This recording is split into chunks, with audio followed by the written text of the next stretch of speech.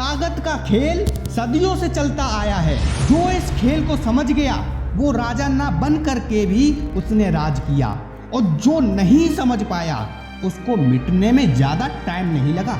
अगर तुम ये वीडियो देख रहे हो तो ये कोई संयोग नहीं है, ये वीडियो ही तुम्हारे लिए बना है, क्योंकि आज तुम वो राज जानने वाले हो जिसे जानकर तुम दूसरों से 2 कदम आगे निकल जाओगे।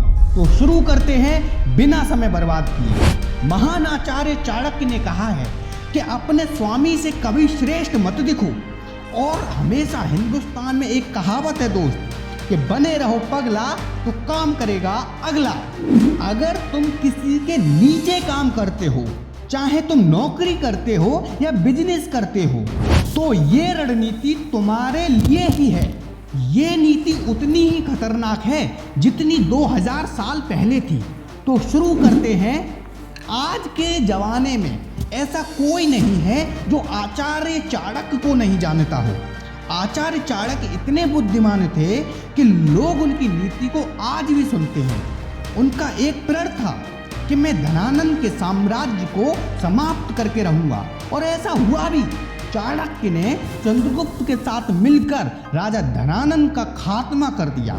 पर उन्होंने चंद्रगुप्त का साथ क्यों लिया? और चंद्रगुप्त कौन था? कोई राजा तो नहीं था। अगर तुमने मेरी पहली वीडियो नहीं देखी है तो जाकर के देख लेना। मैंने उसमें बताया है कि चंद्रगुप्त एक साहसी और साधारण बालक था, पर चाणक्य ने उसे राजनीति, कूटनीति और युद्ध कला सिखाई थी। तो ये बात जाहिर होती है कि चाणक्य के पास ज्ञान की कोई कमी न थी। तो सोचने वाली बात ये है कि वो खुद राजा क्यों नहीं बने। तो अब मैं आपको जो बताने वाला हूँ वो आपके लिए बहुत महत्वपूर्ण है। तो मुझे अब तुम्हारा 100+1% अटेंशन चाहिए, क्योंकि आचार्य चाणक्य जानते थे कि अगर वो खुद राजा बन गए तो हर ओर से हर कोई उनके विरोध में खड़ा हो जाएगा।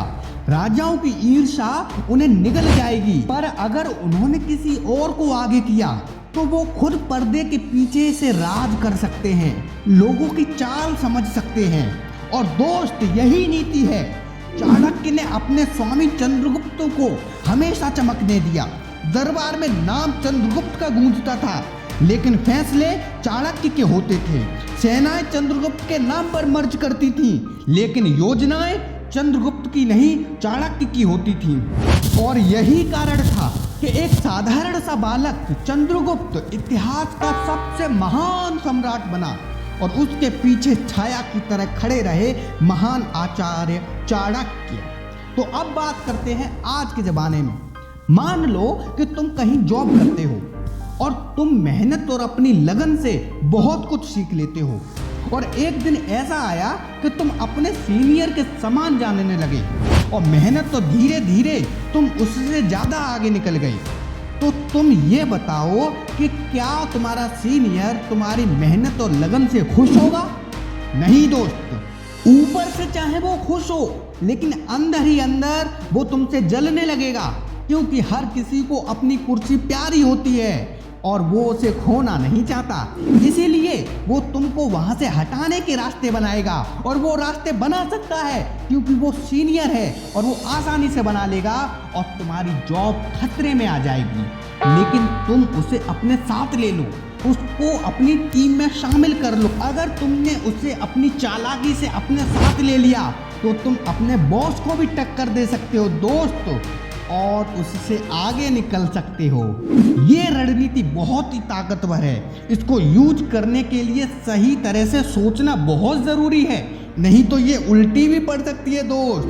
तो समझदारी से सोचना। मगर मैं तुम्हारे साथ हूँ तो चिंता की कोई बात नहीं है। मैं वादा करता हूँ कि तुम 6 महीने के अंदर वो बन जाओगे जिसके बारे में आपने कल्पना भी नहीं की होगी। तो वीडियो अगर आपने मेरी पिछली वाली नहीं देखी है, दुखी और बदकिस्मत लोगों से दूर रहें, तो जाकर के देखो। इस वीडियो को लाइक करो और चैनल को सब्सक्राइब कर लो, जिससे कि मैं तुमको टाइम टू टाइम वीडियो देता रहूं और तुम चालाकियां और शक्तियां सीखते रहो। जय हिंद, वंदे मातरम।